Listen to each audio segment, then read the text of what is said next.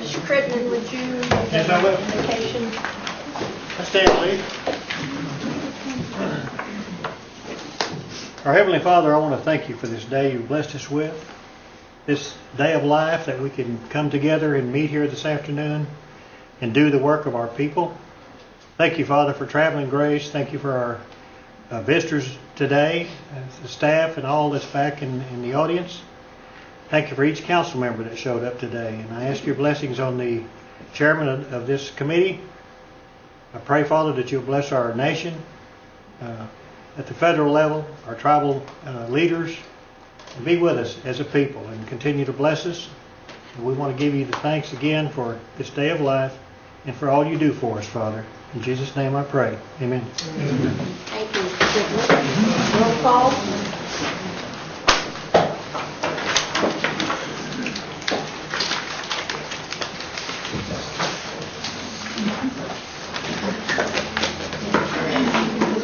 Meredith Rayleigh. Here.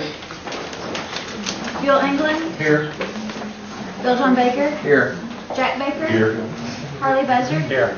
Juliet Coates. Here. Bradley Cobb. Joe Crittenden. Here. Excuse me. Jody Fishinghop. Here. Meredith Rayleigh. Already got you. Janelle Fulbright. Don Garvin. Chuck Hoskin Jr. Tana Gloria Jordan. Present. Chris Soap. Curtis Snell. Here. David Thornton. Present. Kara Callan Watts. We do have a quorum. We have a quorum. Yes, Ms. Fisher-Hawk? Chuck just sent me an email and he's running about 10 minutes late, and he wants to know if we let Diane Hammonds report a little bit later. Yes, Get it please. out of the bag. Okay. Next order of business is approval of the minutes. If there be no objection, I entertain a motion to approve these minutes in toto. So moved. Second. Moved in second. Any discussion? All in favor, signify by saying aye. Aye. All opposed, same sign. Minutes stand approved as written. Mr. Baker? Madam Chairman, since we do have a lengthy agenda today, and we've got some people here to be confirmed and discussion on regards to housing and jobs for felons, I'm going to make a motion that we take the written reports today, and at the end of the meeting, any questions on those reports, and we move number 20 to now, and then start working through the new business, and then catch old business after new business. I'll second that. Moved in second. Any discussion on amending the agenda as requested? Yes, Mr. Baker? Yes, I also like to add a resolution confirming Lou Amakiski as registrar. Accepted as your friendly? Accepted. Any further discussion? All in favor, signify by saying aye. Aye. All opposed, same sign. And, so the next item in order of business is item number 20. Mr. Thornton, did you have some people here? Yes, I did. What I'd like to do is kind of explain to y'all what's happened. We had a meeting here in Marble City. It's been 3 or 4 weeks ago, and it was called because there were some felons in that area that are having problems, and we've got a leader over at Marble City. Before I call him up, I want to tell you that he pastors a church in that area in Marble City, and he runs the Marble City Food Pantry over there, and those people come in there and they receive food and clothing, and he's taking care of our people over there. Not only that, he's taking care of our youth over there. He's got, he has meetings with the youth. He tries to prevent drugs in that area. He talks to them. He takes them on field trips, and that's where some of my funding from the community assistance went to, is to help him, help his service. And I want to tell you what, people, this was a good leader over there, and I'd like to introduce him as that. let Mr. Clifton Pettit get up and talk to us just a little bit and tell us what we're facing there. Okay, thank you, David. I'll be brief here, and I just want to say it's a great honor to be able to stand here and coming to you about not only in Marble City community, but I believe many of our communities in the 14 counties where Cherokee Nation is located.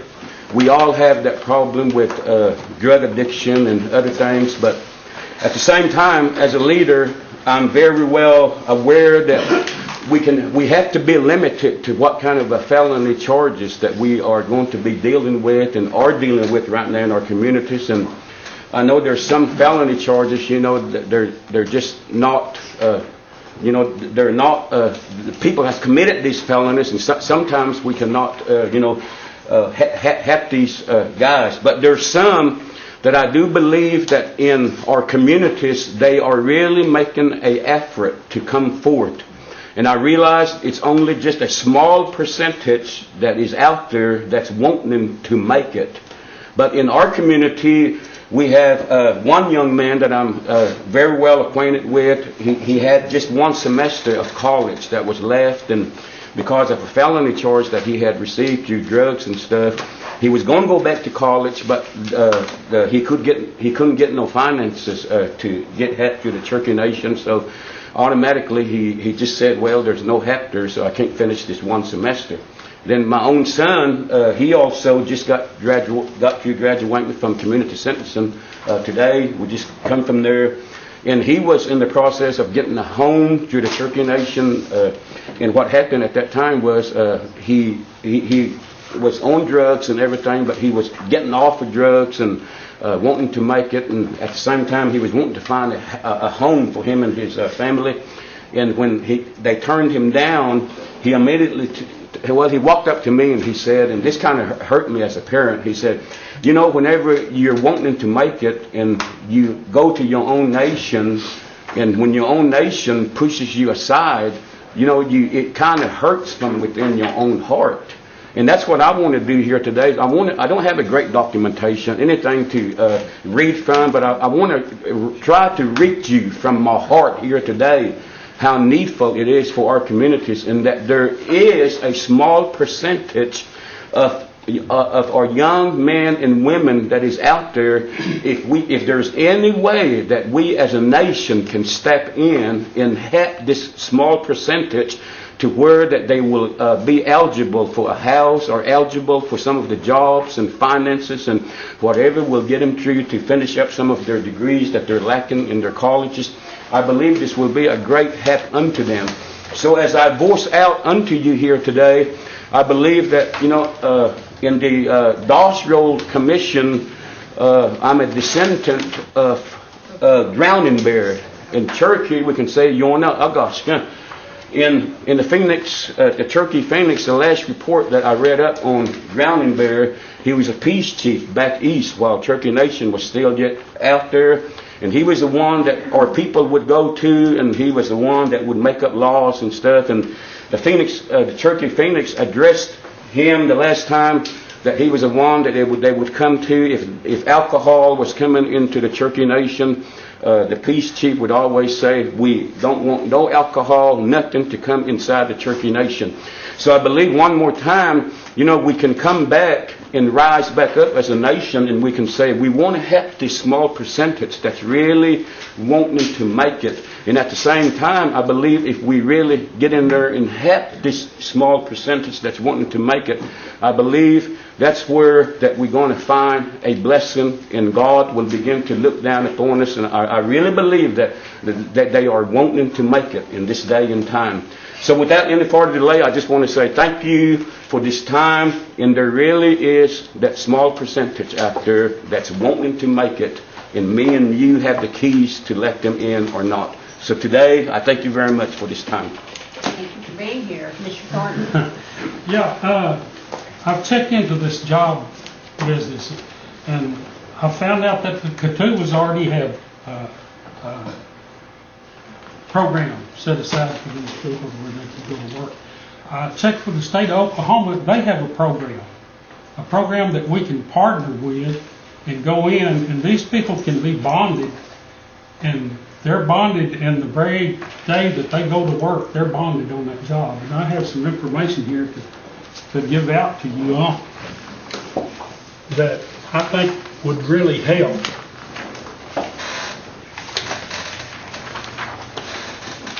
This program, and it's an awful good program.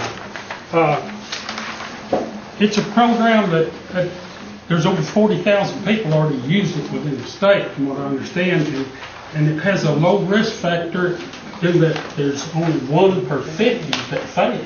So it's got a 2% risk factor in 100, and you can't beat that. But I would like to approach our HR and see if we could start this program in the Cherokee Nation, and also in CME and CNI, and in our job-related programs.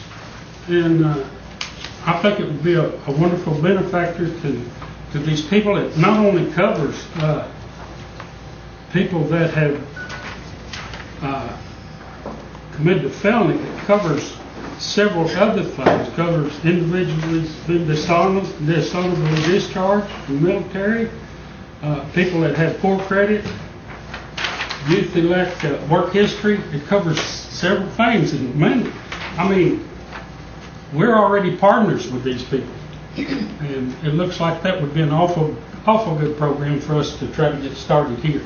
And I talked to the old boy that's over that he's up at Calico, and he said, why invent the wheel twice? Why don't you just go ahead and use this program? So that sounds perfect to me. But also, putting that aside, I'd like to talk a little bit about the housing and the repairs of the housing. While we was at that meeting, we had a young man and a lady that was there, and both of those people were working.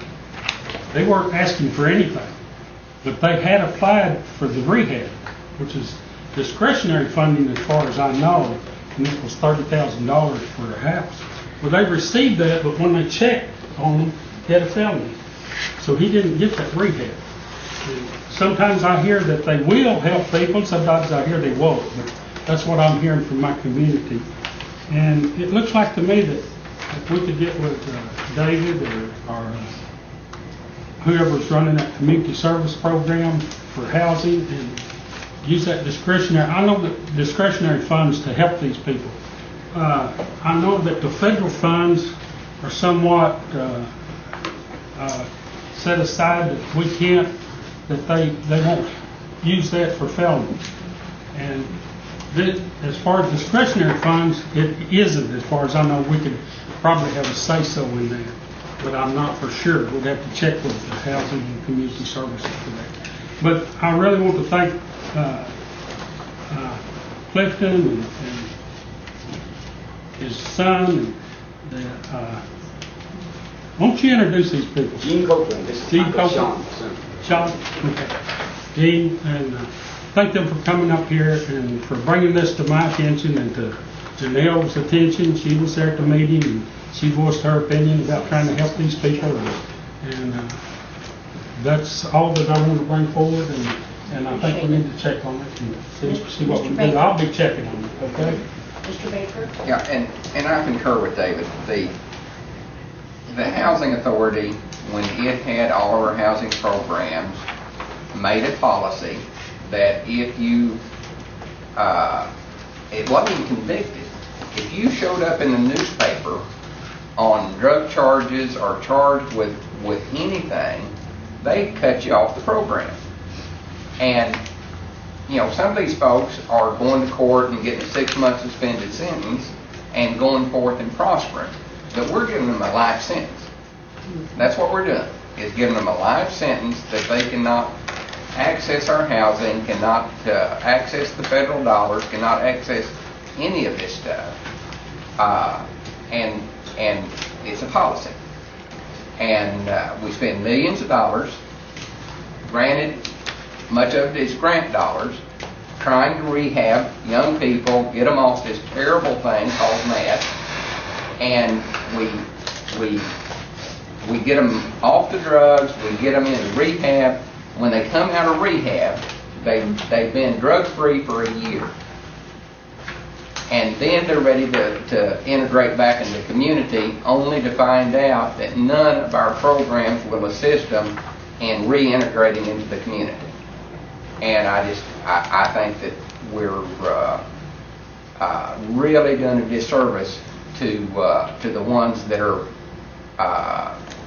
truly drug-free and trying to get back in school, trying to get back with their lives.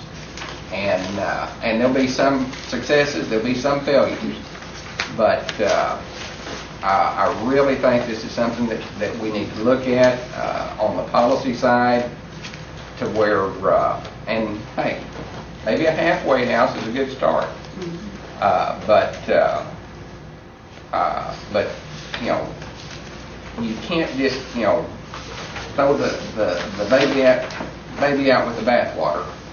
And these are people that have a disease that are curable, and we really need to study this and pray about it and see what we can do. Thank you. Ms. Fulbright?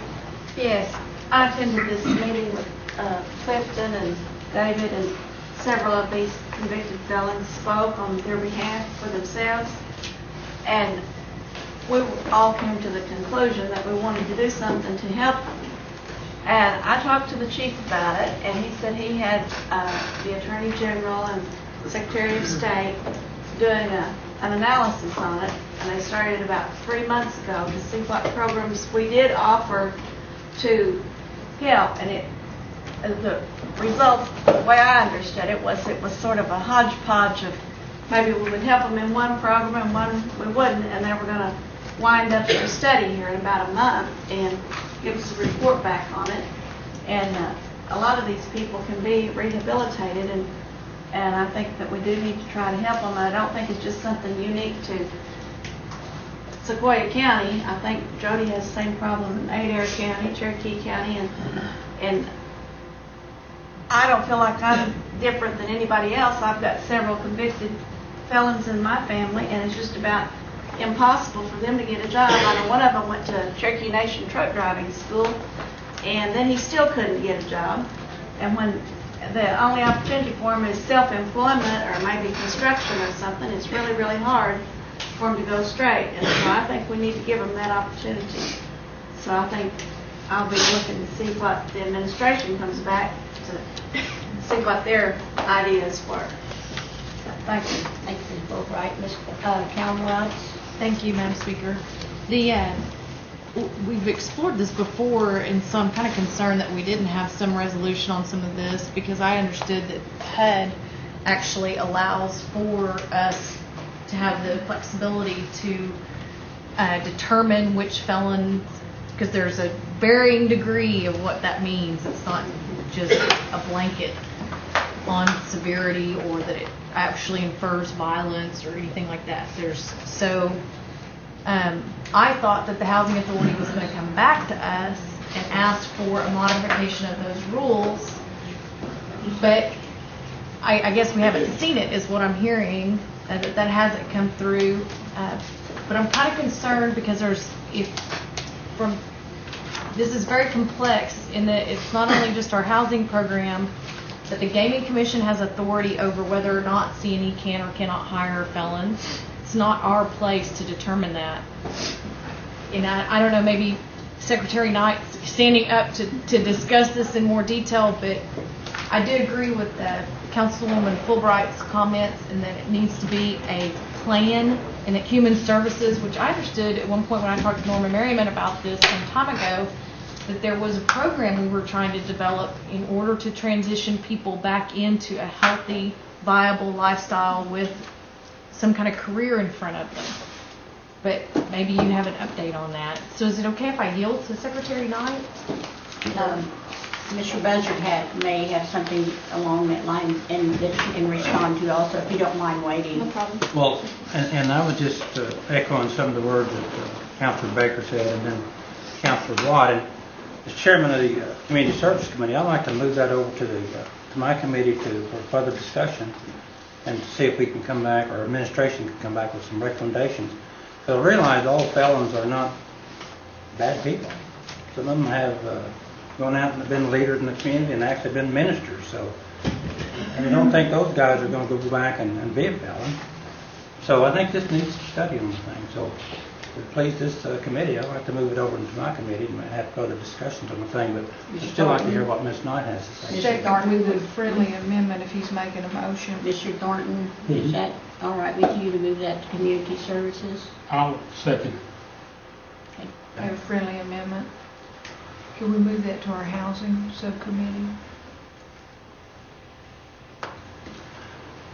That might work better, move to the housing, and we can study it, for a while, and then bring it to the full committee and community services.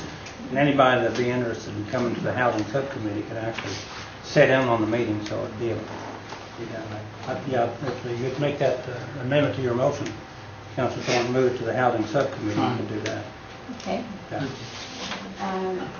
Is everyone clear, moving this particular item to the housing? Is that what I understand? Subcommittee. And subcommittee? Subcommittee. Point of information. Any discussion? Point of information, if it's moved to the housing subcommittee, will that subcommittee also consider additional programs that may be impacted by this in terms of employment and other aspects of the problem? Mr. Thornton? I don't see why not. I think that'd be a good place to start. Okay. Ms. Campbell? Yes, thank you. I find that problematic because it wouldn't just be the authority of the housing authority. It would need to be under human services with the group leader Norma Merriman for some of that other stuff, but maybe I'm missing it. I just want to make sure it's fully addressed is all I'm asking. I think that was Ms. Coates' question there. Since this is just in the stage of talk, I don't see, it really don't make me any difference where it's at. And I think the housing would probably be a good place to start. I don't think anybody's going to make a motion to bring an act forward on this yet, and until we have all our eggs in the basket.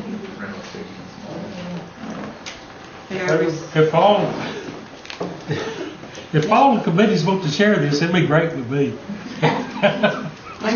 I'm just thinking that not everyone here is a member of the housing subcommittee who may have an interest, who may be interested in this subject, but I think where community services is a broader meeting, that would be my only thought. I'd be fine with me.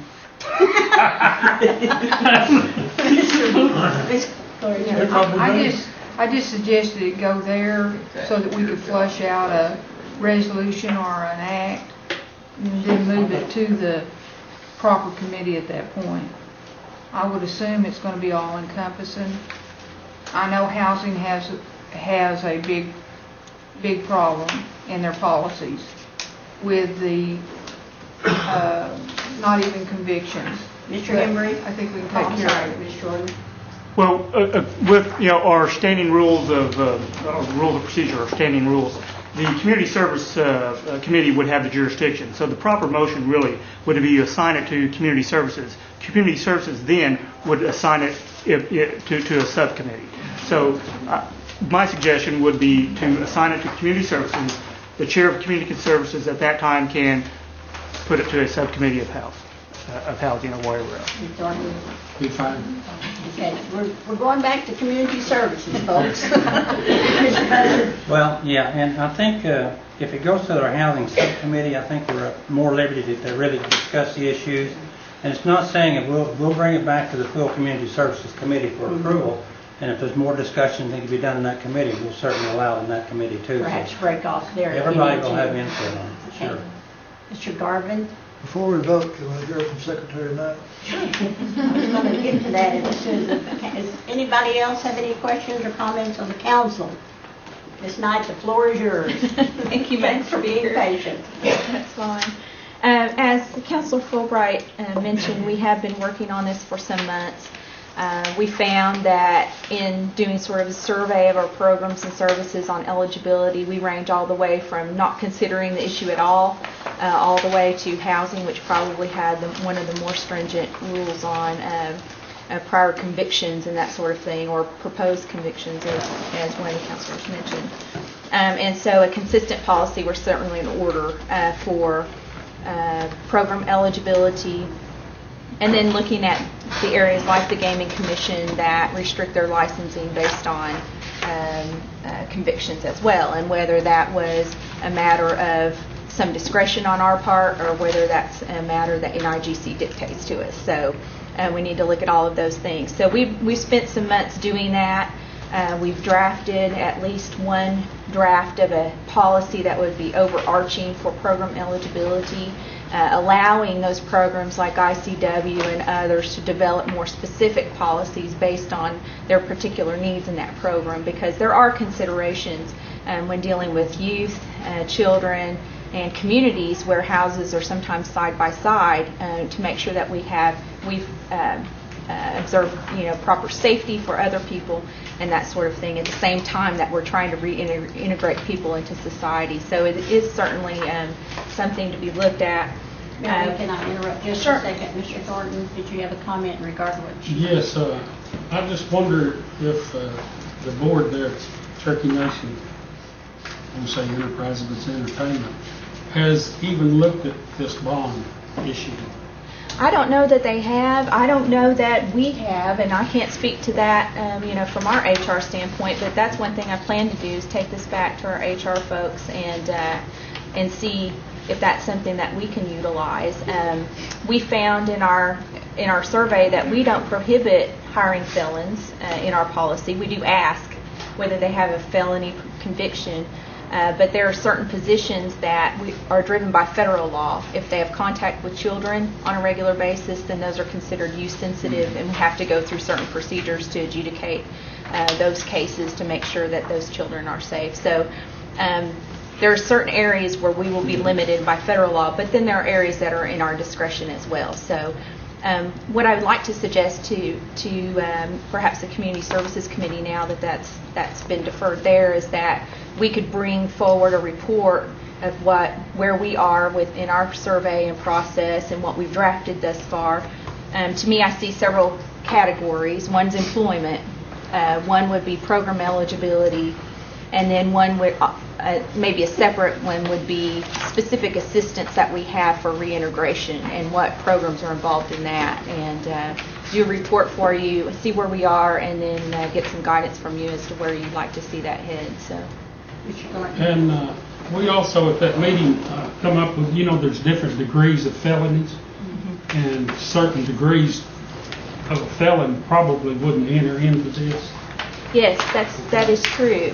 There are all kinds of felonies. There's some nonviolent felonies. There are some violent felonies. There's some involving white-collar crimes, depending on the circumstances. So I think we've found it needs to consider the circumstance, needs to consider the length of time, probably, and all of those things, the program that's affected or the type of employment that's affected. So all of those things need to be considered.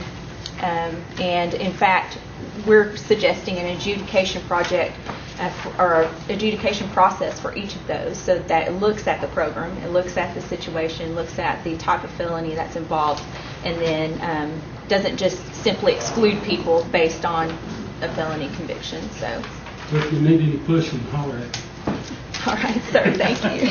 Melanie, would Thank that report be available at his next community Yeah, services we'll have to meeting? set that up. I'm not sure when we can meet. If we could entertain, we can make a presentation at that Okay, committee. we'll put it on the agenda for that Okay. subcommittee. We'd be happy to do that. Okay. Anything further from anyone? All in favor, signify by saying aye. Aye. All opposed, same sign. Motion carries. Thank you. You bet. Thank you. And thank you for coming here today. You and your son. Did your son want to make a comment? No. Okay, thanks for coming. You can talk good. I think. Continuing with new business, item 1. Melanie, are you going to present these board members?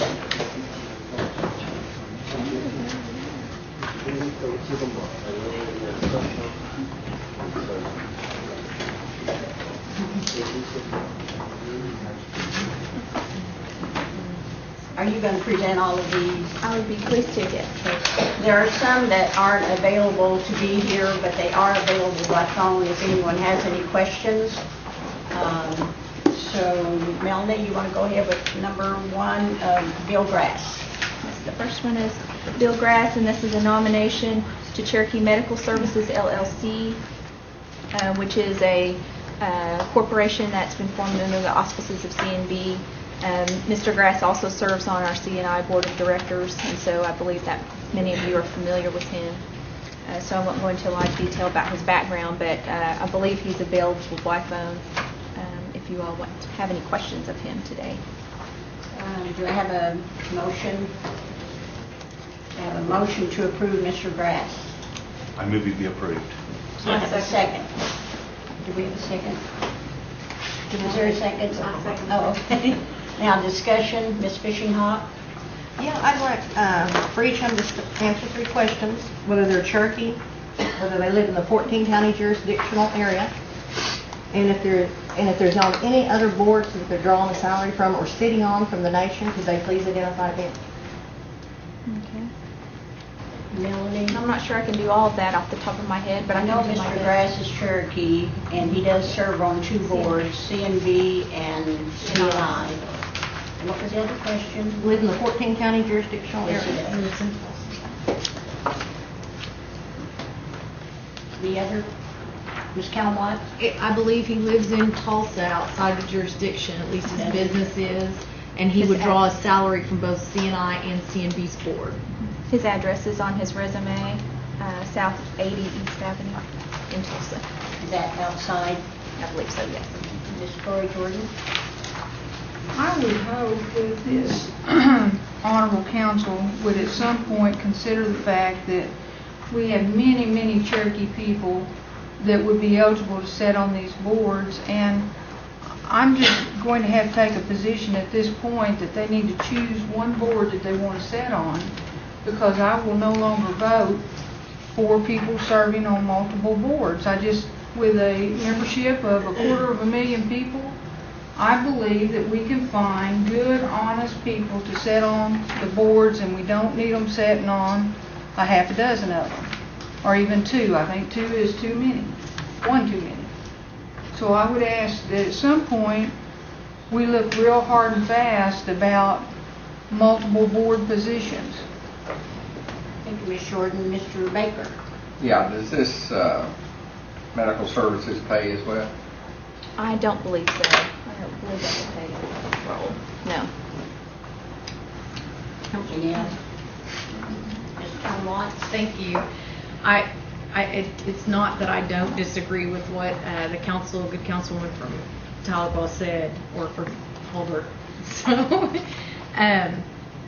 and this particular position doesn't pay, and it's integrated with the way the structure is already existing, and maybe we haven't communicated this in a while, but the way they've got it structured at CMB, I think right now, is that there's 2 or 3 from CNI, 2 from CNE that'll sit on the CMB board to bring that information up to the umbrella company. So this may lend itself to a bigger discussion that I would like to be having about whether or not that structure is even functioning right now, and if we should continue with it. And I know that Speaker Fraley is maybe the only one, and Dr. Cobb may be the 2 here that sit on the CMB board, which will probably have more to say than I would. But maybe that lends itself really to that structural question rather than a question of what's going on with the nominees and that. So, thank you. Ms. Fishing Hawk? Yeah, and could you please state the payment they receive for sitting on these boards for each of them, along with the other 3 questions? Melanie? I don't think I'm going to be able to do that at this point. I don't have that information with me. I wasn't prepared for that question. You have that information? I believe it is the same amount that we make here sitting on this council, and then if they're chairperson, they get a subsidy on top if there's additional monies, I believe. They make what? I believe it is the same amount that we make. Plus subsidy. If they're chair, if they are seated as chair. Okay, and how often do they meet? They'll meet, CNE board meets every 2 months physically, but every month in between they'll meet by phone. And then if there's additional phone calls, they'll meet. And they all also have obligations as committee obligations outside the board that do, like our work committees to get additional work done. They'll meet then too. And all the currently paid for. I All their would, expenses. I would say yes, from what I know. So, Commissioner Lori Jordan? Was that all, Ms. Fishing Hawk? I'm sorry. I would like to make a motion to table this appointment because I noticed here on the third one, or maybe it's the fifth one, that Mr. Grass is up for the Cherokee Nation Businesses board member. And I do want to vote for him for that. But I would like to table the resolution on the Cherokee Medical Services and the resolution on the, where's the other one? He's up for 3 boards today. The resolution on the Cherokee Nation Distributors. Number 6. Well, we don't have, yeah, we do have them numbered over here. I'm sorry, I'm making it harder than it is. I would make a motion to table 1 and 6 so that we can vote. I would like to vote on 5 though, for sure. Do I have a second? Ms. Fishing Hawk? Any discussion? Oh, we don't discuss tabling. All in favor signify by saying aye. Aye. All opposed, same sign. Motion carries. We're tabling item 1 and item 6 under new business. Okay, item 2 is Mr. Limore to the Cherokee Nation Administrative Appeals Board. This is a reappointment to the Administrative Appeals Board. Mr. Limore is from Stillwell, Oklahoma, has served on the Administrative Appeals Board previously and served us well there, where they hear administrative appeals, but primarily employment appeals. So he's here to answer any questions you might have of him today. Do I have a motion? Ms. Watts? I'll move just so we can discuss. I have a question. Do I have a second? Second. Ms. Fishing Hawk, now discussion. Thank you. Mr. Limore, I was curious from your perspective how it was working. I think you've heard one Taro appeal. Yes, one Taro appeal, and I've heard of quite a few employee appeal. From my perspective as a judge, it's my understanding that under the Constitution we have an amendment there that provides due process for employees. And as such, there's been rule promulgated over the years but the time limitations that are involved from the time an employee is terminated to when they can get it reviewed by an appeal judge sometimes takes quite a bit of time. And if the amendment is truly to protect the employee, the citizen of the Cherokee Nation, then I would ask that some action be taken to speed that up, either through council resolution or whatever. Because to me, we need to protect the employee. It's a right for the employee to have an avenue, to have a non-biased person to hear their side and the Cherokee Nation side. And that would be the only thing. Other than that, my experience has been they've been well-prepared hearings. Both parties come prepared. A lot of times they come with legal representation. Cherokee Nation always comes with legal representation, and they go fairly speedy. And it's been helpful. We rule both ways for the tribe and for the employees, so it varies. It varies. Can I have a follow-up question? Okay. So what time frame would you recommend, and how did the Taro one go? Well, the Taro one, it went pretty fast, actually. It went a little bit faster than the employees. And I don't think the damage to that Taro applicant was as heavy as it is to an employee. An employee who loses their job, they're without money. They're without anything to provide living for their family. They got bills to pay and all these things. And what happens a lot of times is the process takes so long that they go out and seek other employment, and then when it does come time for their hearing, they either decline to come to the hearing or they just, they don't come back to work afterwards because they're in another employment. And if it's, and that goes back to, if it's truly for the protection of the employee, then I think it needs to be a speedy process. And that's all. I mean, that's the main concern I have. Thank you. Ms. Fishing Hawk? It was tied, had her hand up. Yeah, I had my hand up. Yeah, Mr. Hoskins, and then I had you, Nancy. Thank you, Madam Speaker. And if you've already addressed this, forgive me, but is it that the time frames that are in place right now are too long in terms of, or is it that there's an absence of time frames and that the hearings are set too far out? I believe the time frames are just a little bit lengthy at this point in time. Are these in-person hearings, or are they? Yes, in-person hearings, yes. The actual employee shows up, like I said, with or without counsel, it depends. And the Cherokee Nation Human Resources attends the meeting, and along with the department. Any of the time frames, are they designed to allow the parties to exchange documents in the form of administrative discovery? Yes. And is there any concern that shortening those up may shortcut that, or could we expedite the production of documents perhaps? I just really feel like we could expedite them a little bit, even if it's a week or two, it would be helpful. But one of the last appeals I was on, it was over a year before it was finally resolved. So that, to me, that's a little lengthy. Do the parties, can they subpoena witnesses to these hearings, or is it just witnesses on a bond?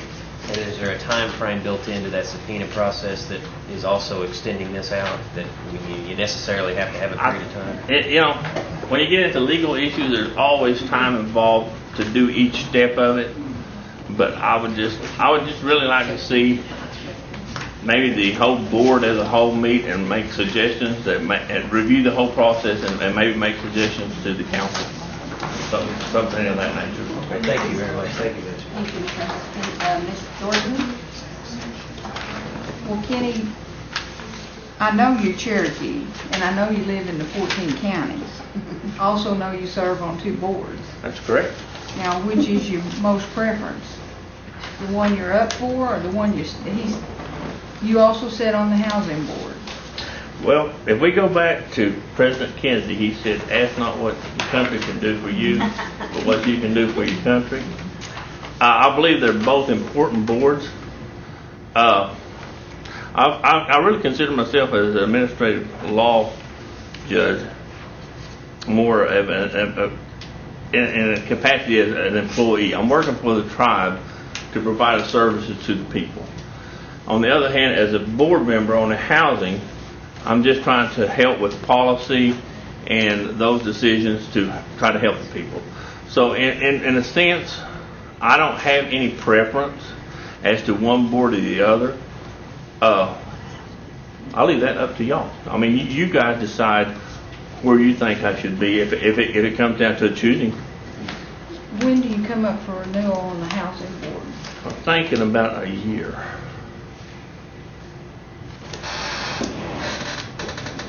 And are you paid for both positions? Yes, I am. What does this position that you're up for renewal today pay? I get a stipend of $200 a month, and if we hear a hearing, I get $500 for the hearing. You're really underpaid, you realize that? Probably. But I'm not complaining. Having been over in the judicial branch, I'm telling you, you're really underpaid. You need to talk to someone about that. Because I know how long some of your hearings can last.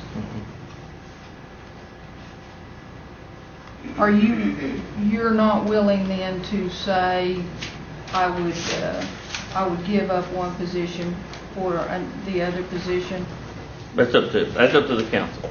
Council, I'm recommending, and it'll be up to the council. If that's going to be the issue, I would say, if I had to choose today, and maybe that's what the question is begging. As an attorney, I would choose the administrative law judge because I think that need to protect our citizens is very important. and it stems from the Constitution itself. And as such, being an attorney, I believe that is the most important today. Thank you. Ms. Fishing Hawk? The only question I have is, I'm one of them that's sitting here after the housing authority was moved over. And my question with that was, I had a lot of calls from people that worked for the housing authority and some of them that didn't get transferred over. And for 2 or 3 months in a row, I sit here and I talked about COBRA and the fact that we was denying them insurance. And that really bothered me. And you're on the housing authority board. And now we're moving you over to take care of our employees. Can you all explain your reasoning behind that? First of all, I'm setting ALJ right now, so I'm just up for renomination. We're not moving over. That's an issue. If we're going to talk about housing, I don't know if it's pertinent at this time. It is pertinent because it's the fact that we had employees over there that you didn't give insurance to and you went and COBRA them, but now we're moving you to an employees appeals board, so it's very important for my vote. Okay. And I'd like to know the Re-ask reasoning. the question. I would like the reasoning behind why you all wouldn't consider giving them COBRA. At this time, I would have to review the records and the files to see exactly why we did it and the resolutions that we passed at that time, for the simple reason that I would not want to misspeak myself. Okay, Madam Chair, can we move to table him until we can find out which board and what the reasoning was behind that? Second. Moved in second to table. All in favor signify by saying aye. Aye. All opposed, same sign. Aye. Roll call, yes is to table. Bill John Baker, Thank you. Jack Baker, No. Carly Buzzard, You step down. Julia Coates, No. Bradley Cobb, No. Joe Crittenden, Yes. Jody Fishing Hawk, Yes. Meredith Fraley, No. Janelle Fulbright, No. Don Garvin, No. Chuck Hoskin Jr., Yes. Tana Gloria Jordan, Yes. Curtis Snell, No. David Thornton, Kara Cowan Watts, No. Bill England. No.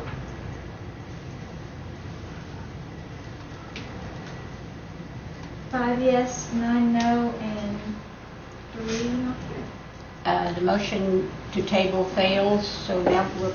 I'll make a motion to be approved. Second. All in favor, any further discussion?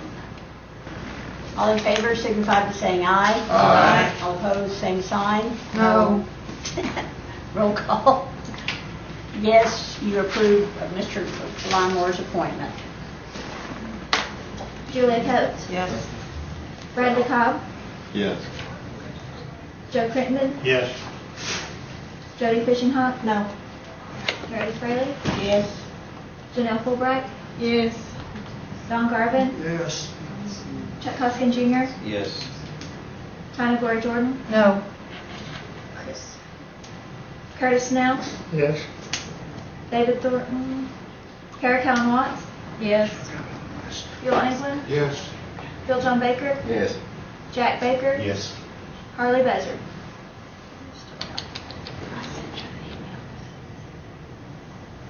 12 yes and 2 no. 12 yes, 2 no. Motion to approve stands. Is Mr. Limore still here? He stepped away. I'm just going to tell him thank you for coming today. Okay, number 3 is Mr. Lechtenberger at the CNB board. Move for approval. Moved in second. I had a question Discussion. before that. I'm sorry. I had a question before that. I had my hand up before we went on to move to Adolf. Oh, what was it? I was going to ask you if we could please hear from him later about why they would, since he's on the employees bill board, why they wouldn't offer COBRA to the police. And I wanted to make sure Shelley had it down on record that I was not for it because of what he did to the housing authority employees. Oh, sure. Thank you. Thank you. Melanie, go ahead, please. Yes. Mr. Lechtenberger, this is a renomination to CMB Board of Directors. Mr. Lechtenberger also sits on C&E Board of Directors, does not live within the jurisdiction, and is Cherokee.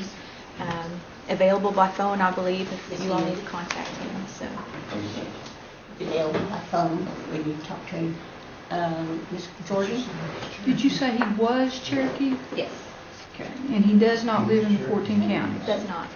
And today, he's up for confirmation to sit on our two most important boards.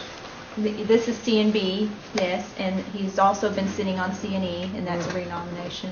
And he has sat on C&E longer than he's been on C&B, is that correct? I believe so. There's a requirement, as one counselor noted, to that so many of the board members from each of those subordinate boards sit on the C&B Board of Directors, and that's required by law. Well, nothing against this individual personally, but I will be voting no because I can no longer, in good conscience, vote to put them on dual boards when both these boards I know pay quite a bit of money. And we have other good Cherokees out of 250,000 Cherokees that can occupy these positions. So my vote on this board will be no, even if it's the only one. Somebody, at some place, we've got to take a stand on this dual board holding. We might want to give Mr. How do you pronounce his last name? I'm sorry. Lechtenberger the option of at least telling us which board he considers most important. So I would make a motion at this point to table number 3. Do I have a second? Second.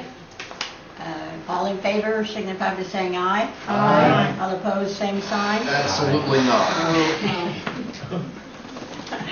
Yes or no? Yes is to table. Yes is to That would be a table. no.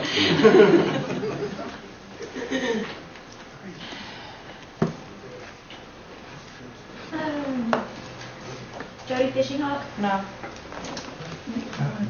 Meredith Braley? Oh, wait. Yes is to table. Yes. Yes. Meredith Braley? No. Janelle Fulbright? No. Don Garvin? Yes. Chuck Hoskin Jr.? Yes. Hannah Glory Jordan? Yes. Curtis Snell? David Thornton? Kara Cowan Watts? Yes. Bill England? Yes. Bill John Baker? Yes. Jack Baker? No. Harley Bezer? Julia Coates? No. Bradley Cobb? No. Joe Crittenden? Yes.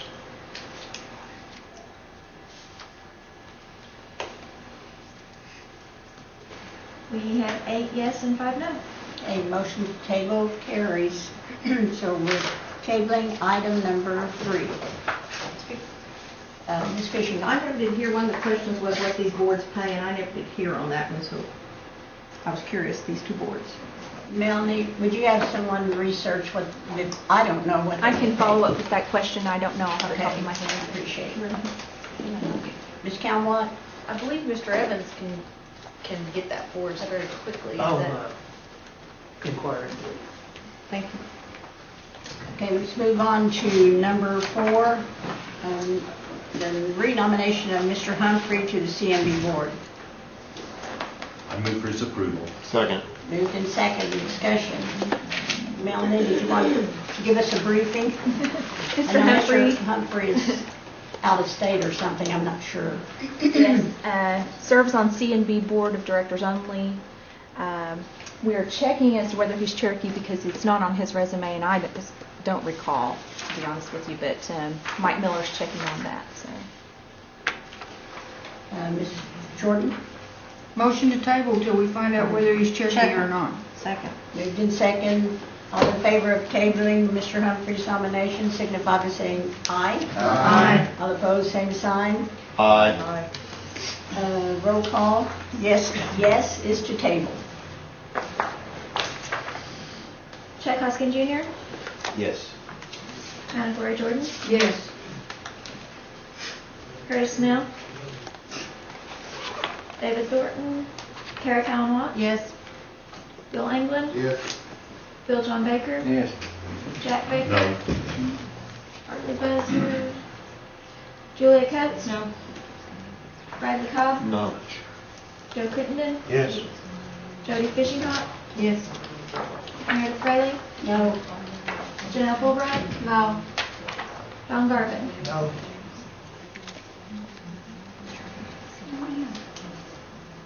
Seven yes and 6 no. 7 yes, 6 no, motion to table carries. Next is Mr. Grass for the Cherokee Nation Business Board. Oh, Yes, Madam Speaker, we have a motion. I move to be approved. Second. Mr. Cobb? are you- Was that not part of the original tabling? No, It was not. that Thank you. Do I have a second? Second. Oh, sorry. Okay. Discussion. Melanie, please. Mr. Grass is Cherokee, currently serves on CMB and CNI, and lives outside the jurisdiction. Those are the questions we've been asked. Renomination to, and this would be Cherokee Nation businesses. Ms. Shorten? He's currently on CNI's board. Yes. And is one of the delegates from CNI required by law to sit on CMB.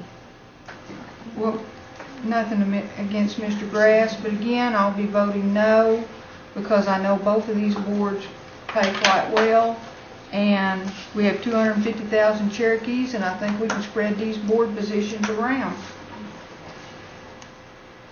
And it's not nothing against Mr. Grass. I'm sure he's a fine individual, but we've got to take a position on this dual board holding. Ms. Coates? I just want to clarify, because I think I've heard Secretary Knight say this 3, if not 4 times today, so I want to bring it forth again. It is required by Cherokee law, is what you are saying, that positions on C&B come from 2 from CNI and 2 from CNE. Is that correct? That's correct. So by law, we don't have any option except to put people onto boards. Is that correct? Yes. Okay. Thank you. It's not a law, it's policy. It's their policy. It is the Jobs Growth Act, so it is a statute, yes. Then I want to see it. And I want Todd to interpret it for us. Would you provide us a copy of the Jobs Growth Act? Okay. I have a question. Yes, Ms. Fishinghott. He's on CNI's. He went up for CMS. This one's for CNB. Is he on here for CNB? How many boards does he serve on? At this point, I believe it's 2, and it was proposed to be 3. And this one will make, Yeah. No, he's on here on 3. he's here on here 3 times. Right, but 2 of them are renominations. So he currently serves on CNB and CNI. CNB's. Okay. Point of clarification. He's on here for 3 times. Right. Okay. 3 resolutions. And there is another one that he's not on here for. So that makes 4. There's another one he's not on here for. CNI. Oh, okay. Yeah, he's on the CNI board, yes. Yeah, I apologize, I'm confused. Yeah, they're CND. Yep, may I address, this is what I'm, so, this goes back to a meeting or 2 ago where there was a number where, it's on the tip of my tongue.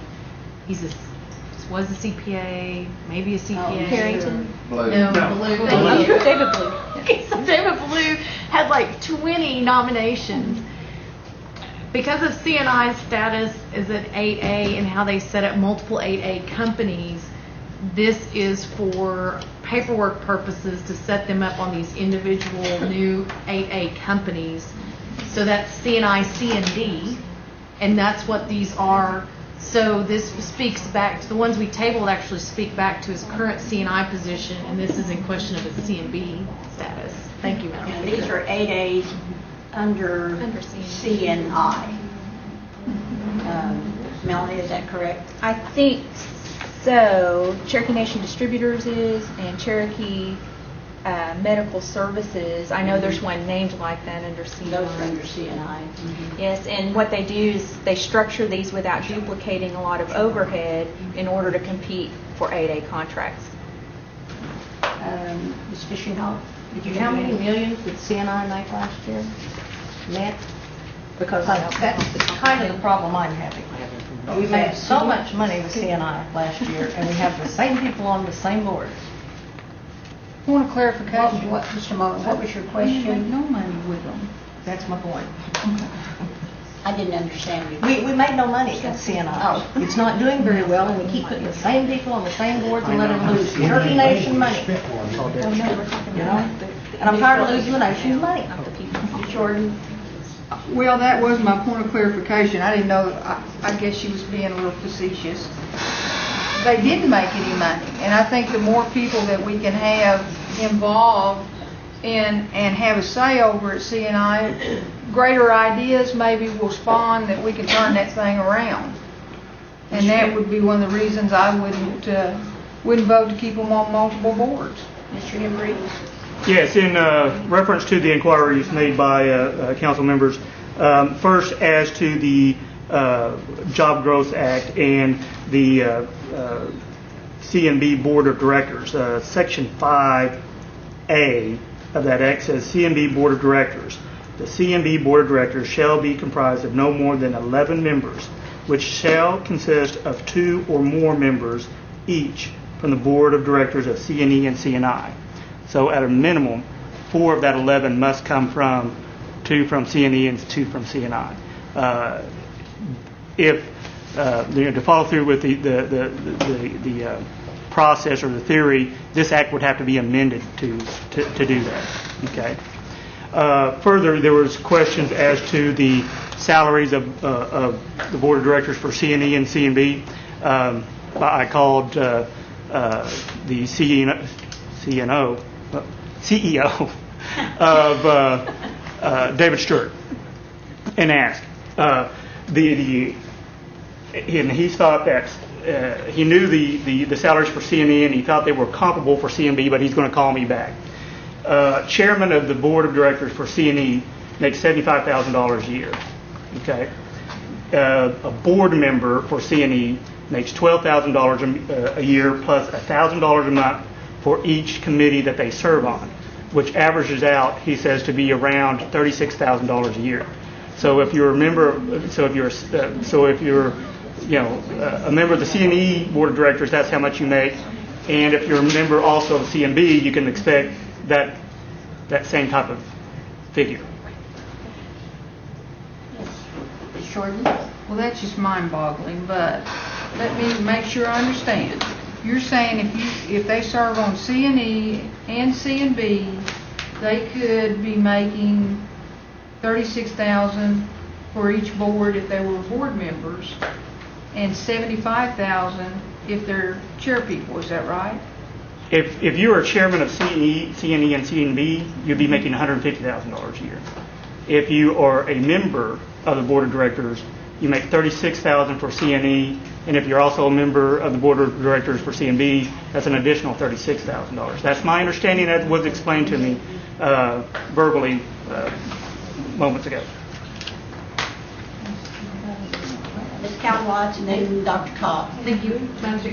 And even though that is the law, I think that the power of this body, because I have some of the similar frustrations that I'm hearing from the other physical side of this table, is the only power that we do have is the people that get appointed. And just because there's other board members also still serving that could be brought forward to also be, we're not precluding that law from being fulfilled.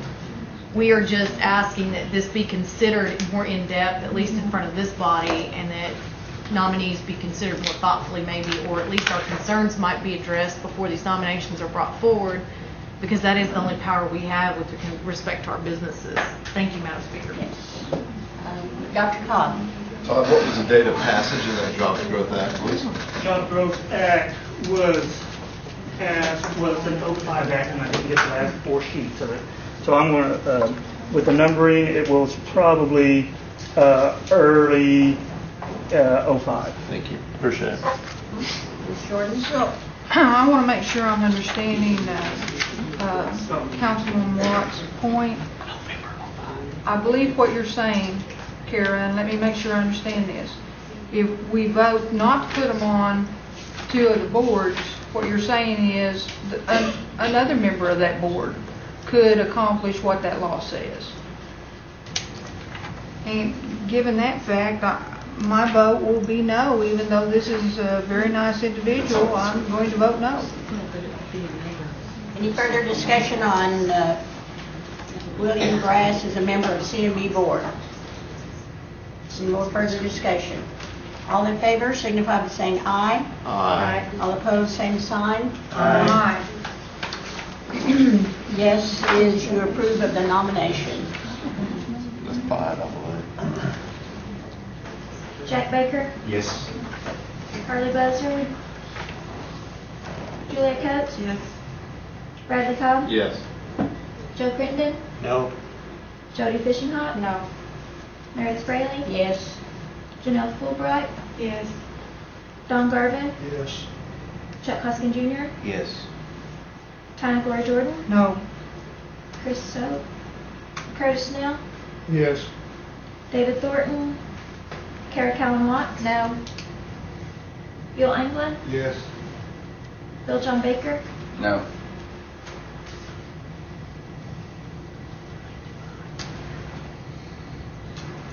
nine yes and 5 no. 9 yes, 5 no. Motion carries. Okay, we've tabled item number 6, so moving down to 7 is the renomination of Mr. Lechtenberger to the C&E board. I move that it be approved. Second. Moved in second. Ms. Knight. Yes. Mr. Lechtenberger is Cherokee, currently serves on C&E as well as C&B, and this would be a renomination to Cherokee Nation Entertainment. Lives outside the jurisdiction. Ms. Jordan. Okay, we just moved him forward for the C&E, let's see, up here at the top, the C&E board, is that correct? I believe that one was tabled, but I That think is tabled. Oh, okay, number 3 was tabled? I believe it was. Okay. Well, then I'll vote yes on this one. Any further discussion? Any further discussion? All in favor of the renomination of Mr. Lechtenberger to C&E board signify by saying aye. Aye. All opposed, same sign. Aye. 1 no. Okay, item 8 is renomination of B.J. Dumond on the C&E board. I move it be approved. Second. Moved in second. Now, Ms. Knight. Mr. Dumond is Cherokee. I cannot tell from his resume where his residence is. My guess would be outside the jurisdiction, but he does live in Oklahoma, I believe. But he grew up in Cherokee County. He was born in Tahlequah, if that counts for anything. And he only serves currently on Cherokee Nation Entertainment, and this is a renomination to that board. Yes, Count Watts. Thank you, Madam Speaker. I think that my experience with Mr. Dumond is he's very accountable. He attends all the meetings, and he's very active in his subcommittees. And I think he asks very well-researched and well-thought-out questions. So I'm excited that he's up for renomination to the C&E board. Thank you. Any further discussion? Further discussion. All in favor signify by saying aye. Aye. All opposed, same sign. Motion carries. Mr. Hember. Just for clarification of the body, I just got another call and wanted to clarify my last statement. The C&E board figures I gave you were correct. C&B gets slightly less. It's between 30 and 36. There's no difference for the chairman. And there's no additional monies for committees. So C&B board members are low 30s, okay, across the board. But the C&E figures I gave you were correct. Okay, thank you, Mr. Hembree.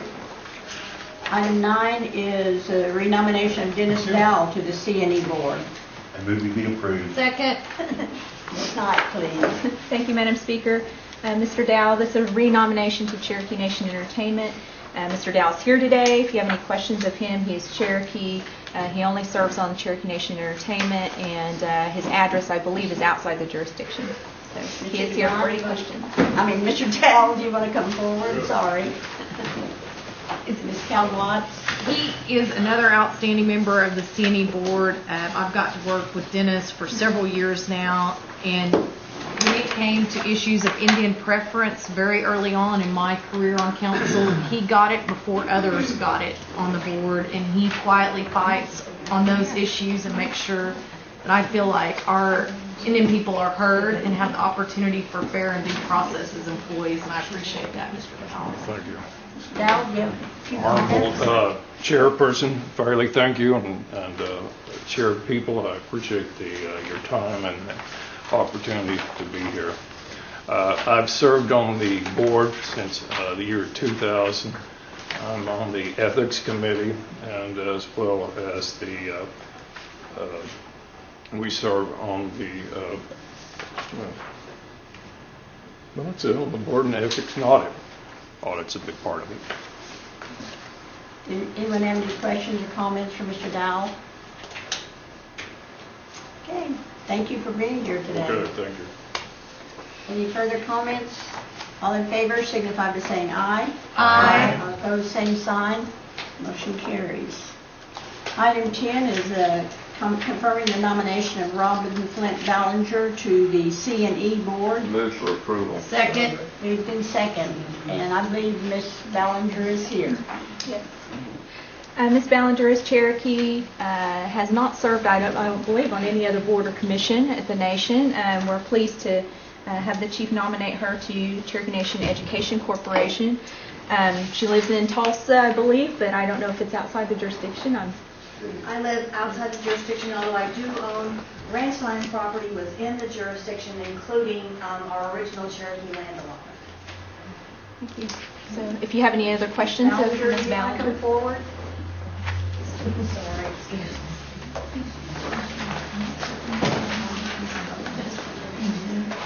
I know you're a very busy lady, so thank you for being here today. Thank you, Madam Speaker. It's my honor. Did you have any comments that you'd like to make? I'm pleased to be here today. I'm delighted to be considered for this. It would be my hope to be able to give back to the Cherokee Nation. I sit on no other boards, although in the past I have been on the board for the Heritage Center. Ms. Calm-Wise. Thank you, Madam Speaker. I believe you have extensive fundraising experience with this nomination or this board position requires. Could you speak a little bit, real brief, about some of the money you may have raised or the different big committees you've been on to access funds? Well, I serve on the Tulsa City County Library Trust. That's a fundraising body, raising funds for the programs of the library that the tax dollars do not cover. I just recently finished being the chair of the Clare House Capital Campaign in Tulsa, which is basically a hospice house. We raised, with good luck, $7.6 million. And I don't count myself a fundraiser, but it's all who you can talk to and who you know. And I am a member of the Funders Roundtable in Tulsa. And I don't believe this position carries any kind of salary, and I understand that there will be financial obligations on me to contribute back. Thank you for your time today, Mr. Baker. Yes, having served on Cherokee Nation Education Corporation and knowing Robin for some time, I think it's a very good fit. And I'll be very happy to support you for this. Thank you. Ms. Fishinghall. I put a lot of faith in what Mr. Baker over there has to say. I guess both of them. But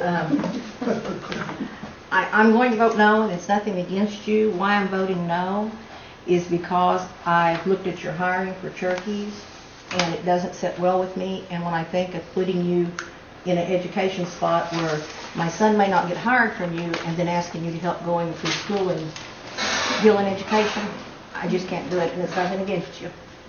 It's just because of that. That's all I'd like to say. Thank you. Anyone else have any comments or questions? Any further discussion? All in favor signify by saying aye. Aye. All opposed, same sign. Aye. Thank you, Robin, for being here. Okay, number 11 is renomination of Laura Lee Smiley to the Economic Development Trust Authority. Can I have a motion? So moved. Second. Moved in second, now in discussion. Thank you, Madam Speaker. Ms. Smiley is Cherokee, lives here in Tahlequah, is a small business owner here in Tahlequah, and provides that perspective to the Economic Development Trust Authority. They receive no remuneration for serving on that. She does serve currently also on the National Treasurers Committee. So that's the only board that I know of that she also serves on, but I can be corrected. Is she here today? She was unable to be here today, but is available by phone, I believe. Any discussions or questions? Yes. They're both unpaid positions. They are. Any other questions? All in favor signify by saying aye. Aye. Opposed, same sign. Motion carries. Okay, next is the renomination of Mike Crawley for the Economic Development Trust Authority. Move for approval. Second. Discussion. Is Mr. Crawley here? No, Mr. Crawley wasn't able to come here today. He is currently the Senior Vice President at Armstrong Bank here in Tahlequah, provides those qualifications which are sorely needed on the Economic Development Trust Authority. He's not Cherokee, but local, and in the banking industry lends that his abilities to that committee. So, as I said before, no compensation for serving on that. Any questions, comments? Questions, comments? Mr. Baker? Yeah, I withdraw my nomination. I didn't realize he wasn't Cherokee. I misspoke. He's not Cherokee. I withdraw my second. Move for approval. Second. Moved and seconded. All in favor? And the reason they withdrew their nomination, for those of you that couldn't hear, is because he's not Cherokee. All in favor, signify by saying aye. Aye. All opposed, same sign. Aye. Yes is for approval. Carrico once. Bill England? Yes. Bill John Baker? No.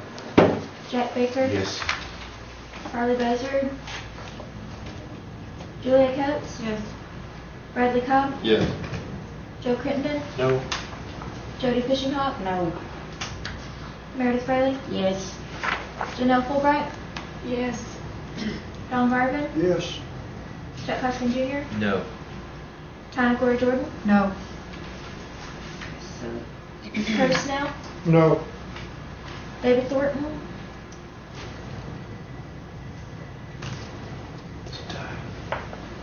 Seven yes and 6 no. 7 yes, 6 no. Motion carries. Mr. Crawley. And item 13 is Terry Daniels to the Trust Authority. Did you want to entertain a motion first, or would you like me to start? I move for approval. Do I have a second? Okay, now start. Thank you, Madam Speaker. Ms. Daniels is Cherokee from Salisaw. Currently is Executive Vice President of First National Bank there in Salisaw, and provides that expertise to the Economic Development Trust Authority. Again, no compensation for serving on that, and she does not serve on any other board or commission at the nation. Vote for approval. Any further discussion? Or did we do that already? Aye. Call for the question. By acclamation. All in favor signify by saying aye. Aye. All opposed, same sign. Motion carries. Next is the renomination of Ed Fight to the Environmental Protection Commission. Move for approval. Second. Moved in second. Ms. Knight? Thank you, Madam Speaker. Mr. Fight is a Cherokee citizen and also here, resides in the Cherokee Nation, and currently serves on the Environmental Protection Commission. So this is a renomination to the EPC, and has served us well in that capacity. If you have any questions of Mr. Fight, he's here to answer them for you. Mr. Fight?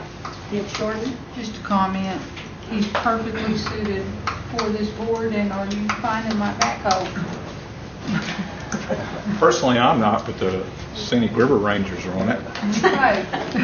along with the Cherokee Nation Cherokee County Sheriff's Office. I just call for the question. Yeah. Question has been called. Were there any other questions of Mr. Fight? All in favor signify by saying aye. Aye. All opposed, same sign. Motion carries. Mr. Fite, would you like to say something? I know that you're a man of few words, but... Thank you very much. Have a good day. Thanks for being here. Okay, item 15 is a renomination of Mark Green to the Environmental Protection Commission. Do I have a motion? Move for the approval. Second. Moved and seconded.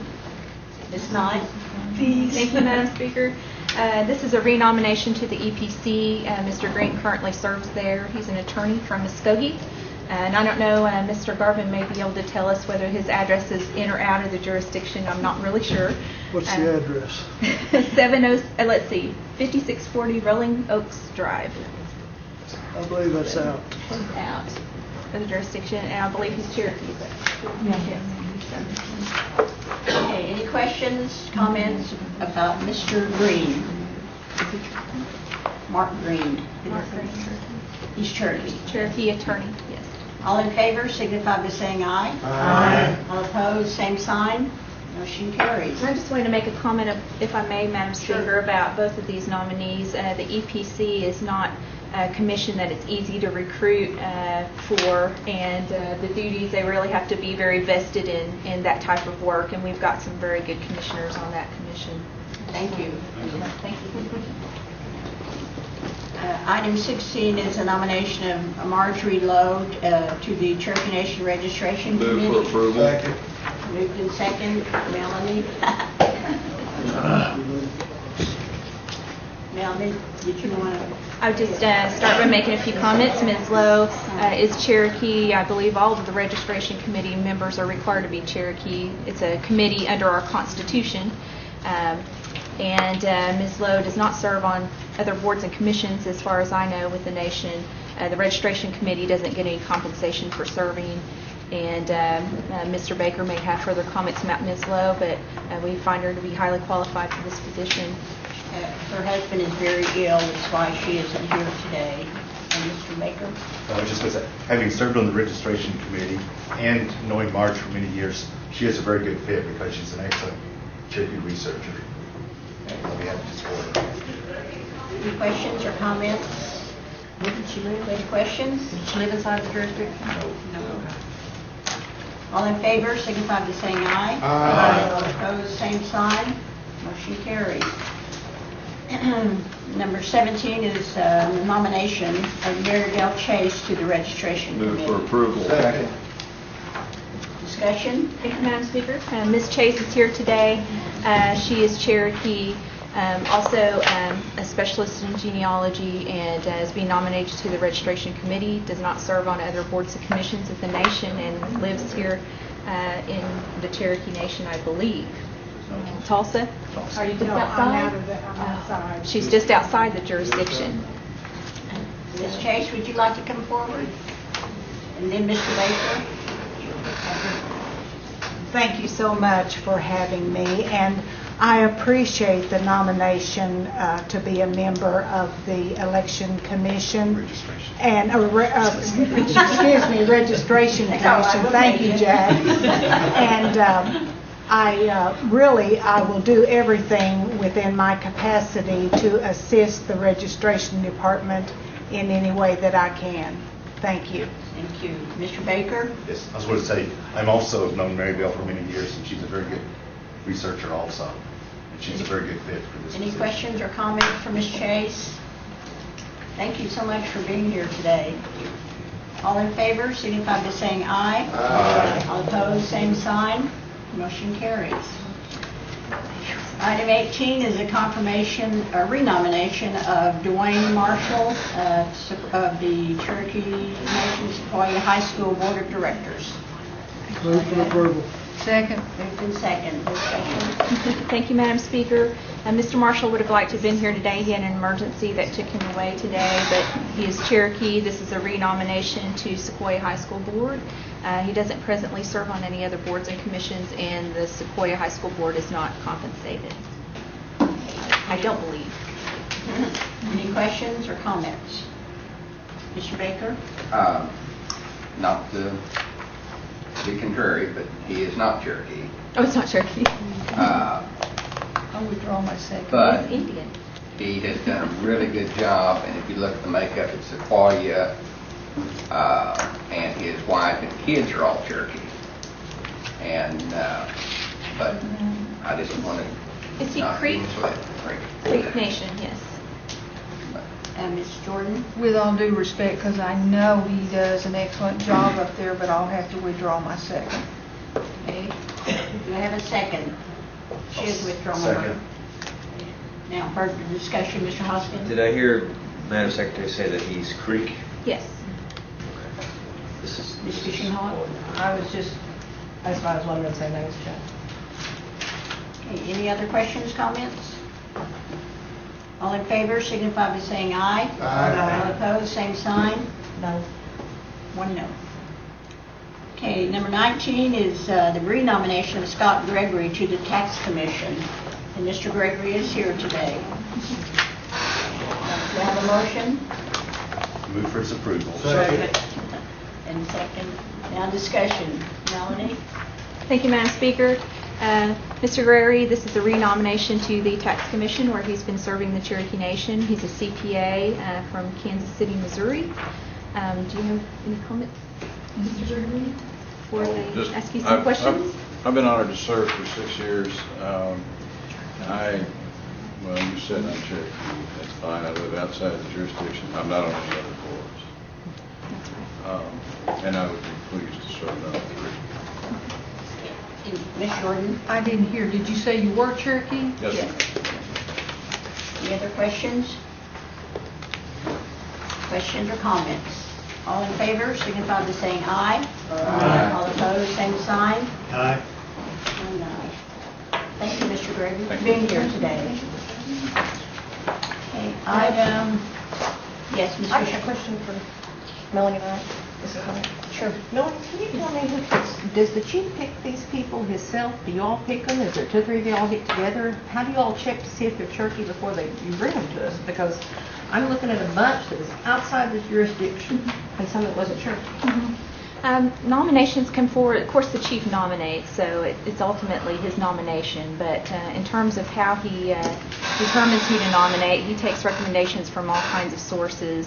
Counselors recommend, boards and commission members recommend, various staff like myself at the Nation, if we come across someone that's willing to serve on a board or commission, we recommend. So all of these people go together. We try to place them wherever it's a good fit and make a recommendation to the chief for a nomination. So there may be people that he knows, there may be people that he didn't know before a recommendation is made. So certainly I would extend an invitation to any of you all that know of Cherokees out there that would like to serve on any of these to give us a resume, and we'll keep them in the hopper. But Ginger Brown is who coordinates that on behalf of the chief. I appreciate that. I'd like a list of all our commissions, boards, everybody we appointed, and I'd like to have them separated out, who's Cherokee, who's non-native, and if they are a tribe, what tribe they're from. Many of our boards require Cherokee members, some don't, and some of it we're just trying to get highly qualified people, and sometimes it's a mix of people on those boards. So we'll provide a list to you.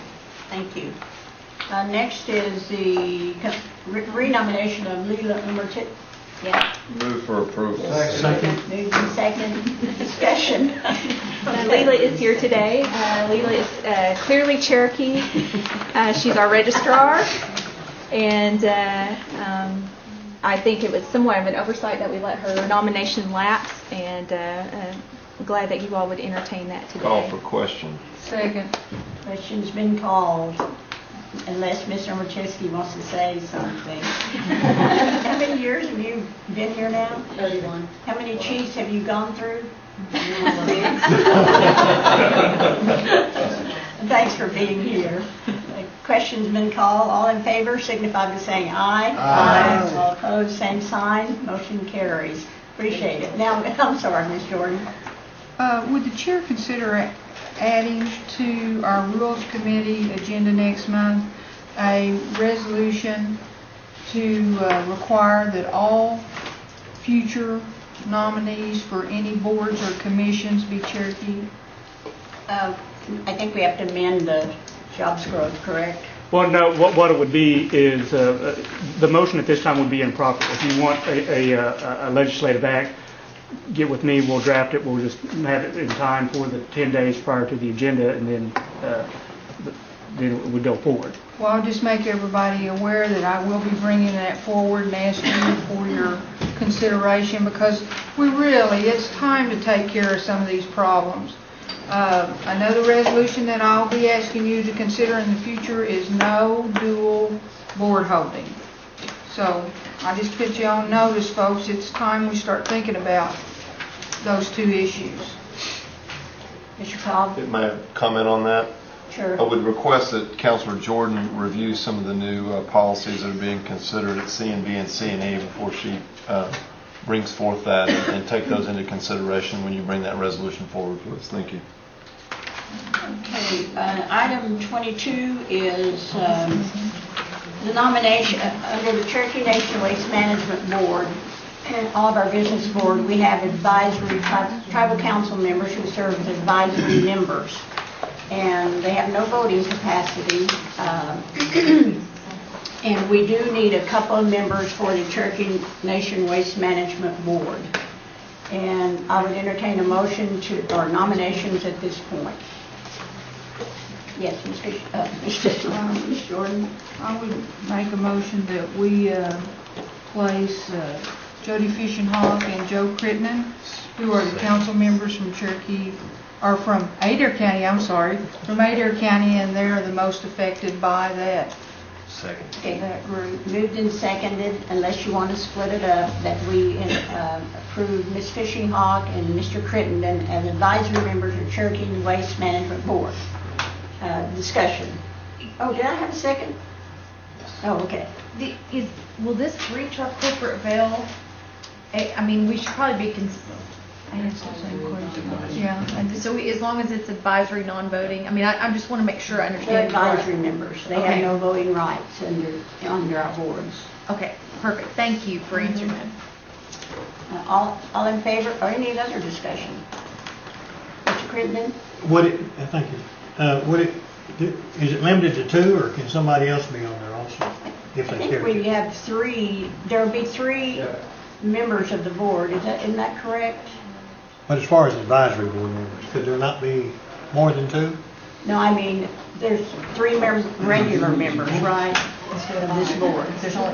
And on our other business boards, we have 3 advisory members. Yes, Madam Chairman, the Cherokee Nation Waste Management Board of Directors will consist of 3 individuals. Okay. On most of the other committees or boards, such as C&E, C&B, where there are 5 or more members, we have traditionally nominated 3 advisory board members.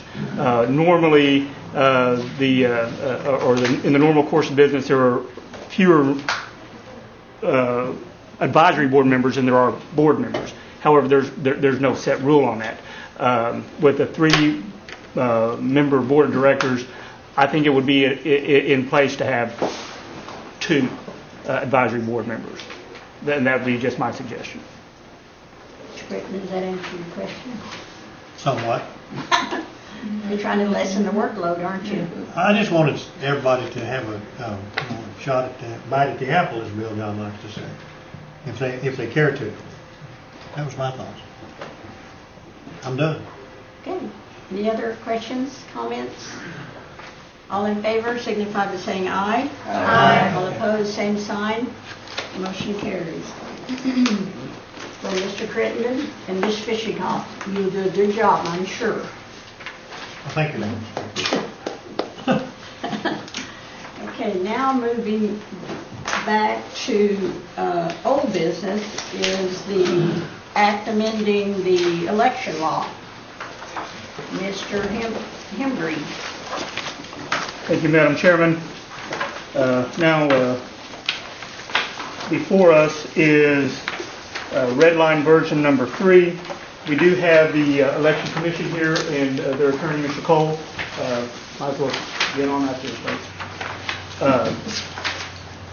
The red line version number 3 is what has passed out of the subcommittee. Also in your packet, or what has been delivered to you, is a series of additional amendments that were principally authored by or sponsored by Councilperson Kellen Watts. What I would recommend, and also distributed to you, has been suggestions by the Election Commission that was received yesterday, and should have been, and I'm sure has been disseminated to you. Madam Chairman, my recommendation for course of action would be is a motion for approval and a second, and then if the committee wishes to entertain the additional amendments, just take those in order. Thank you. We have a motion to approve the election law as written. Do I have a second? Second. Okay, now discussion. Ms. Watts, did you want to bring your amendment forward first? Yeah, I'm trying to sort through all my papers in front of me. So we're not looking at the election commission, we're looking at this one. Yours, yes. Okay. And some of them we've already passed, correct? I don't believe so. Ms. Henry, while she's getting her papers organized, you want to go ahead? Oh, what do we have? We're in a disagreement about what has passed and what hasn't. That's why there was hesitation. Okay, and I would consult with the ultimate authority on this, and this. Just one moment. Ms. Britton? The first four on the 3-page handout were taken care of last month and are included in revision 37. There we go. The first one? First four. So we would start at 11D18. 3A and subsection 11D18. So, Madam Speaker, if you could entertain 12C12, which is the fourth item on page 1, that would amend to appropriate Cherokee Nation authorities with appropriate jurisdiction. Kara, I'm sorry. Hold on just a second. Which one did you say? Section 12C12, and it's the fourth item on page 1 of the 3-page handout. Oh, excuse me, yes, you're right, that's why I'm off. Fifth. 12C12 after 11D18. Has everyone got theirs ready? And this was, so I'll make a motion to approve, so we can discuss. Sure. And this was the one that was debated last time about whether or not local police could help in enforcing any of our election laws. And my point to amend it was that it shouldn't be local police, even if it's on fee simple land, that it should be anyone that the Cherokee Nation has contracted with through a memo of agreement or cross-deputization that would be the only ones to have authority to intervene in our elections. Ms. Fishinghall? I'm going to be real honest. I don't think Adair County's police or sheriff department's going to interfere with Cherokee Nation's election if we begged them. I'm going to be honest. Who wants to get? Maybe I'm talking wrong, Lloyd. I don't see them hopping out there. Madam Chairman. Yes, please. I just mentioned the fact that there's a reciprocity jurisdiction between counties and the Cherokee Nation. So actually, if you addressed one of them, it would probably be equally responsible for the deputy or the sheriff's office in Adair County or Cherokee County to cooperate with the Cherokee Nation in any kind of any kind of violations of the election laws. So there's reciprocity right now. Ms. Camwatt? Yeah, I don't even know if we're talking about the same issue. My concern would be that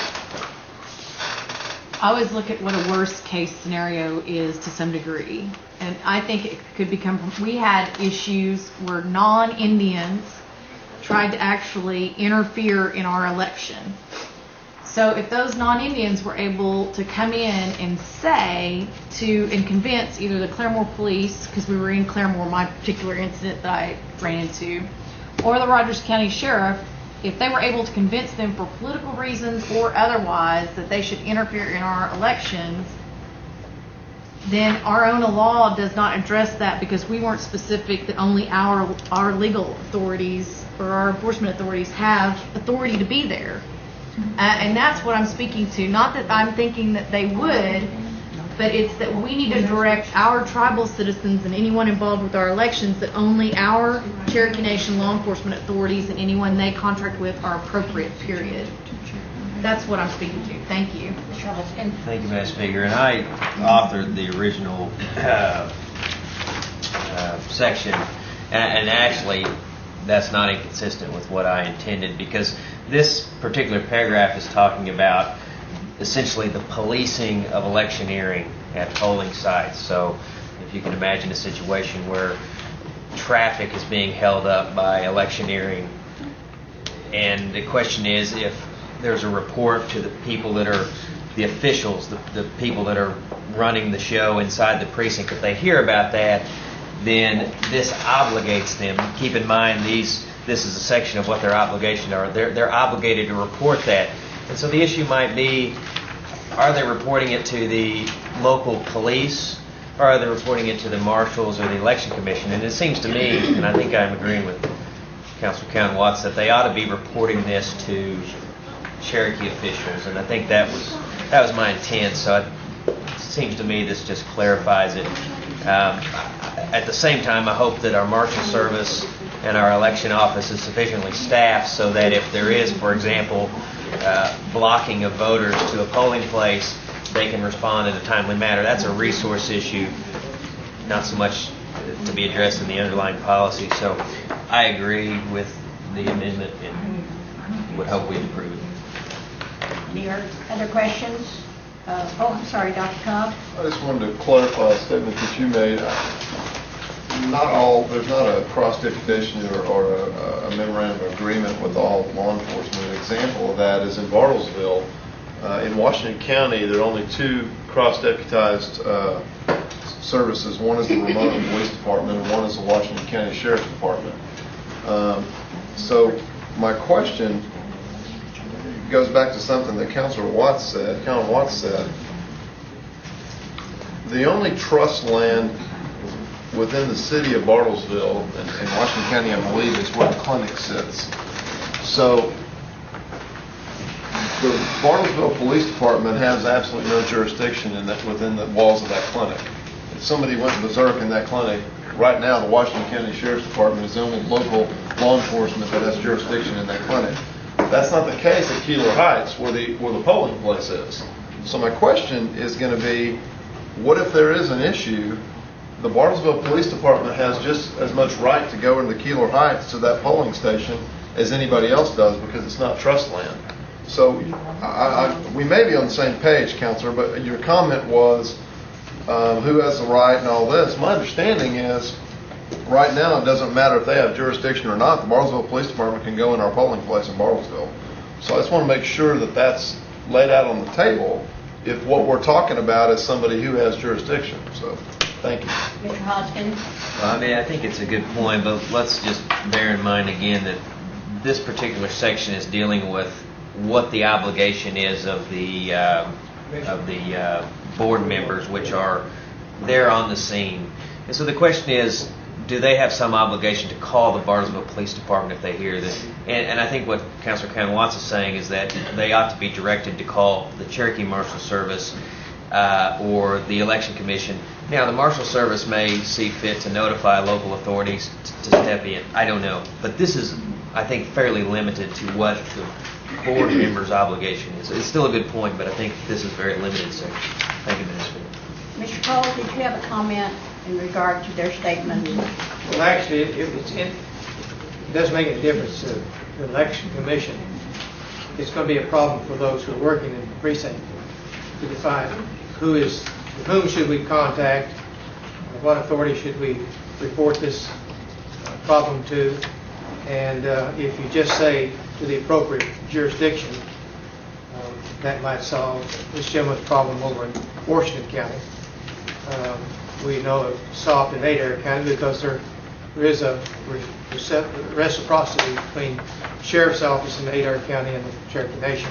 May not be in all of them, but so if you just tell the commission and those employees to report it to the appropriate jurisdiction, leave them to find out who it is. For instance, in Bartlesville, be the city police, Adair County be the deputy or the Cherokee Nation Marshal Service. So rather than to try to tell them who is jurisdictional under the circumstances, might be misleading. But it does make a difference to us. We're happy to follow whatever you all want to do. Mr. Hoskins? And it seems to me under either the original language or the language proposed by Councilor Cowan-Watts that the commission's empowered to promulgate some rules or some policies for its members consistent with what we say, so that you might say that the appropriate authorities is going to be the Marshal Service or the Election Commission, and they can take it from there. I think either way, to me, either way is fine, but I support Councilor Cowan-Watts. Mr. Embry? No comments. Any further questions, comments? All in favor of approving 12C12 signify by saying aye. Aye. All opposed, same sign. Motion carries. Okay, Miss, we have about 6 minutes left. Okay, so this one has to do with 21C1, which is voting by districts, and it's to clarify who is eligible to vote, and this is the section resident registered voters, and it would add to the last sentence, except as provided for in section 21C4, which goes back to re-registration. And just clarifies to make sure that we're not trying to conflict each other within the same section. Mr. Embry? I would Do have a agree. motion to approve. Do I have a second? Second. I would agree with Ms. Cowan-Watts' section. It does clarify the language more. Mr. Cole, you have no comments on regard to that No section? objections to it, I think I agree with them. All right, all in favor signify by saying aye. Aye. All opposed, same sign. Motion carries. The next section, Oh, excuse me, just a moment. This next one's going to be one we're probably going to discuss at quite length, a lot of length. I make a motion that we adjourn and take this up next time. Do I have a second? Second. We have a motion and a second to adjourn, so we need to... All in favor signify by saying aye. Oh, no, discussion, just a moment. Ms. Cowan-Watts. thank you. I would think it would be more appropriate to table this until the next meeting and then adjourn. Just problematic to set a precedent. I accept, if I didn't, I'll accept it as Okay. a friendly amendment. Thank you, just to clarify. All in favor of adjourning signify by saying aye. Aye. All opposed, same sign. That was part of it. Motion carries. But it's election day.